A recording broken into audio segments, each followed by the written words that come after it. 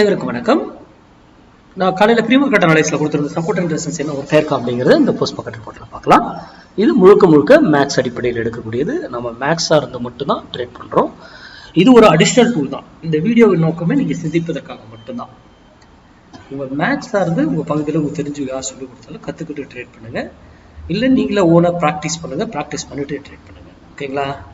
சரி. இன்னைக்கு Sensex expiry, அதில் நம்ம ஸ்டூடெண்ட்லாம் 0 to 0 கால் பண்ணியிருப்பீங்க. எவ்வளோ பர்ஃபெக்டாக ஒர்க் ஆயிருக்குன்றது பார்த்துருப்பீங்க. நல்லா பண்ணியிருப்பீங்கன்னு நினைக்கிறேன். சரி, இன்னைக்கு 23,800 கால் நம்ம கொடுத்துருந்தது. 208 rupees சப்போர்ட் எடுத்தால் மார்க்கெட் அப் சைடும், அது ரெசிஸ்டன்ஸ் எடுத்தால் மார்க்கெட் டவுன் சைடு இருக்கிறதுக்கான வாய்ப்புகள் இருக்குது அப்படின்னு நம்ம சொல்லியிருந்தோம். 208 தான் நம்ம ஒரு லைன் போட்டிருக்கோம். அதுக்கு மேலே அது போகலை. அங்கேருந்து ஃபால் ஆயிடுச்சு மார்க்கெட். ஓகேங்களா? இங்கிருந்து ஃபால் தான் இருக்கு. ஸ்ட்ரைக் ஃபால் ஆயிருக்கு. அப்போ மார்க்கெட்டும் என்ன இருக்கும், ரெசல்ட்ஸ்ங்கிறதுனால இறங்கி இருக்கும்.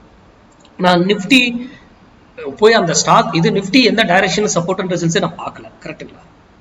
அது எந்த வரையில சப்போர்ட் ரெசல்ட்ஸ் எடுக்கும் அது நமக்கு தேவையே கிடையாது. ஏன்னா அதுக்கு டைம் வேல்யூ கிடையாதுங்க. ஆனா ஆப்ஷனுக்கு நமக்கு அப்படி இருக்கு. அது காலைல 9:15 ஓப்பன் ஆகும், 3:30 முடியும். அது எங்க வேணா ஓப்பன் ஆகலாம், எங்க வேணா முடியலாம். ஆனா ஸ்ட்ரைக் அப்படி கிடையாது.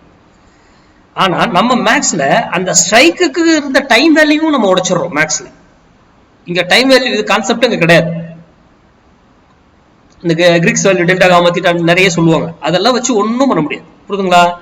அப்போ நம்ம ஒரு வேல்யூவை ஏன் டிசைட் பண்ணி சொல்லணும், அது ஏன் நடந்தது, இதை எப்படி நம்ம பயன்படுத்தணும், அப்போ எந்த ஸ்ட்ரைக்கை யாரை பை பண்ணணும், அவரை என்ன விலையில பை பண்ணணும், அந்த விலையில இருந்து அதை எப்படி நாம இதுக்கு கொண்டு வரணும், அது ரொம்ப முக்கியம். ஒவ்வொரு ட்ரேடருக்கும் ரொம்ப முக்கியம். அப்போ மார்க்கெட் இன்னைக்கு என்ன இருக்கும், கண்டிப்பா ஃபால் ஆயிருக்கும். நான் மார்க்கெட்டை பார்க்க தேவையில்லை. ஓகேங்களா? அடுத்த வீடியோவில் சந்திப்போம். நன்றி, வணக்கம், வாழ்க வளமுடன்.